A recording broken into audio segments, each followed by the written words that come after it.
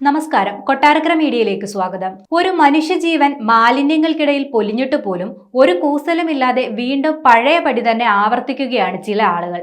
പറഞ്ഞത് ആമയിഴഞ്ചാൻ തോടിന്റെ കാര്യം തന്നെയാണ്. ആമയിഴഞ്ചാൻ തോട്ടിൽ മാലിന്യ നിക്ഷേപം തകൃതിയായി വീണ്ടും നടക്കുകയാണ്. ഇന്നലെ രാത്രിയിലും മാലിന്യ നിക്ഷേപം നടത്തിയ 9 വാഹനങ്ങൾ തിരുവനന്തപുരം നഗരസഭ പിടികൂടി. ഇവരിൽ നിന്നായി 45,090 രൂപ പിഴ ഈടാക്കിയെന്ന് നഗരസഭ അറിയിച്ചു. കർശന നിർദ്ദേശം നൽകിയിട്ടും മാലിന്യ നിക്ഷേപം ആവർത്തിക്കുന്നവർക്കെതിരെ കർശന നടപടിയെടുക്കുമെന്ന് തിരുവനന്തപുരം മേയർ ആര്യ രാജേന്ദ്രൻ അറിയിച്ചു. ഒരാളുടെ ജീവൻ നഷ്ടപ്പെട്ടിട്ട് പോലും യാതൊരു കൂസലുമില്ലാതെ വീണ്ടും അതേ തോടിന്റെ മറ്റു ഭാഗങ്ങളിൽ മാലിന്യം വലിച്ചെറിയാൻ തുനിയുന്നത് ജനങ്ങളോടുള്ള യുദ്ധപ്രഖ്യാപനമാണ്. ഇതിനൊന്നും യാതൊരു ന്യായീകരണമില്ലെന്നും കർശനമായ നടപടികൾ തന്നെ സ്വീകരിക്കുമെന്നും മേയർ ആര്യ രാജേന്ദ്രൻ പറഞ്ഞു. ആദ്യപടിയായി മാത്രമാണ് നിലവിലെ നിയമമനുസരിച്ചുള്ള പിഴ ചുമത്തിയത്.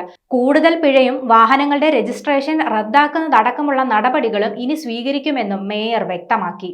മാലിന്യം നഗരസഭയുടെയോ സർക്കാരിന്റെയോ ജീവനക്കാരുടെയോ മാത്രം ഉത്തരവാദിത്തമല്ല. നമുക്ക് ഓരോരുത്തർക്കും അതിൽ ഉത്തരവാദിത്തമുണ്ടെന്നും നമ്മുടെ നഗരം മലീമസമായാൽ അത് നമ്മുടെ എല്ലാവരുടെയും വീഴ്ചയായി തന്നെ കാണണമെന്നും ആര്യ പറഞ്ഞു. മാലിന്യം വലിച്ചെറിയുന്ന രീതി അവസാനിപ്പിക്കേണ്ടത് അത്യാവശ്യമാണെന്നും എല്ലാത്തരം മാലിന്യങ്ങളും സംസ്കരിക്കാനുള്ള സംവിധാനം നഗരസഭയ്ക്കുണ്ടെന്നും മേയർ ആര്യ രാജേന്ദ്രൻ കൂട്ടിച്ചേർത്തു.